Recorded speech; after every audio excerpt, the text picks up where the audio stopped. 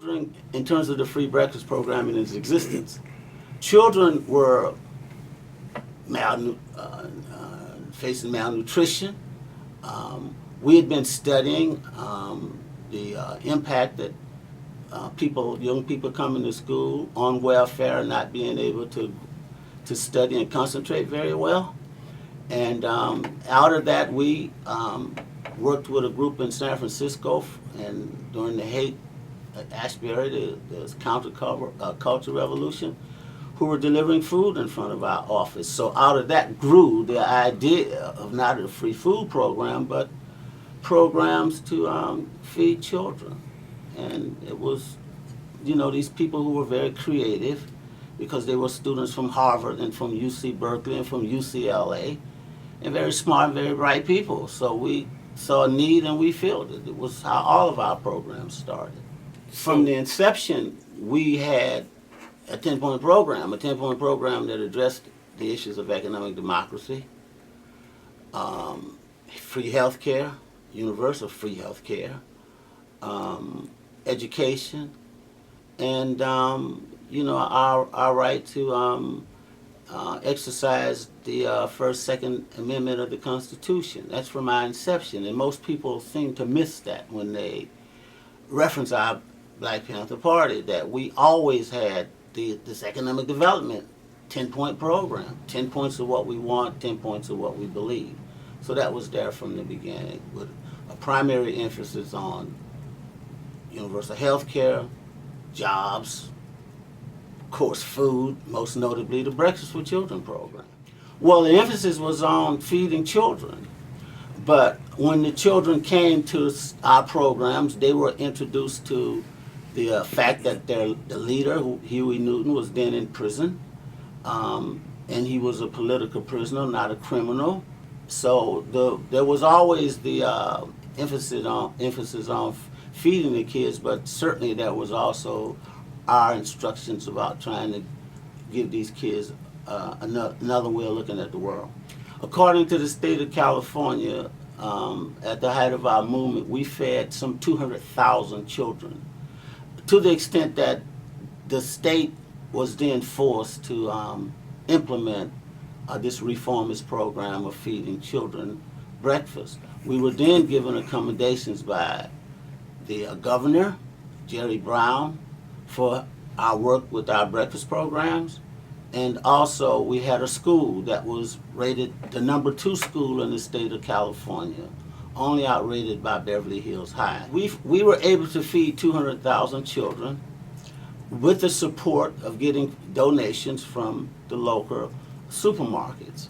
We also got donations from Jack in the Box. People would come by, and if they had $1, they'd leave $1. There were the movie stars who contributed sums of money with these tax write-offs that they could do, because they were all impressed with the program feeding children in our survival program. So that's primarily how they were supported. So there were these FBI plants and these FBI's lies that they perpetrated, that we were pressuring people in the community. We did not have to do that.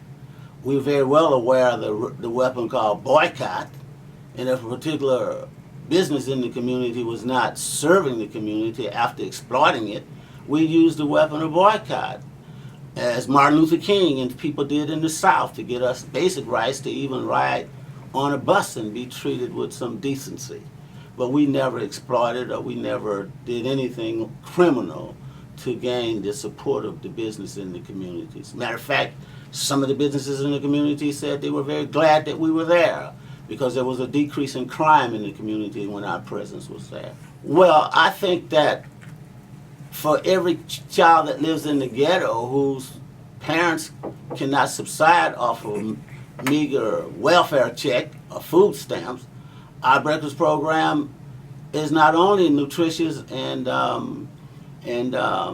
support of that family, the children on the way to school, but we had programs where whole families came to cook the breakfast, but they also stayed for the lunch program, and they had dinner, especially at our school.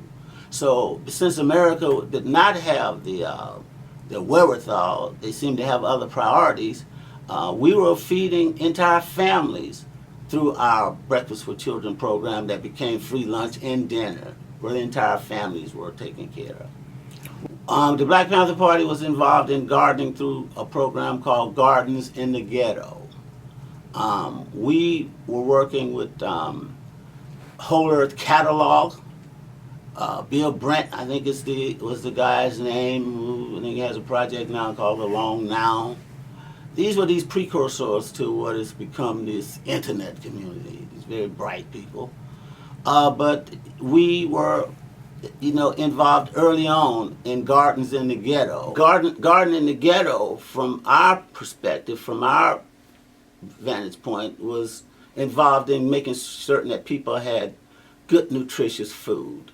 Most of the stores in the community and people who lived in the community with their resources were not eating very nutritious food, and sometimes just food alone was a basic necessity, just to make certain they had food on their table. So there wasn't this emphasis on organic food and stuff like that so much in the 60s. But being from Berkeley, California, and being these forward-thinking folks, we were certainly on the cutting edge of what has now become this organic food culture. We used to give away enormous amounts of groceries at our programs. Our programs were always where entire families came, because it was a day in the park for the children, but the grandparents and the mothers could also come and get subsistence for what the government was not doing, and free bags of groceries. We would give away 10, 20,000 bags of groceries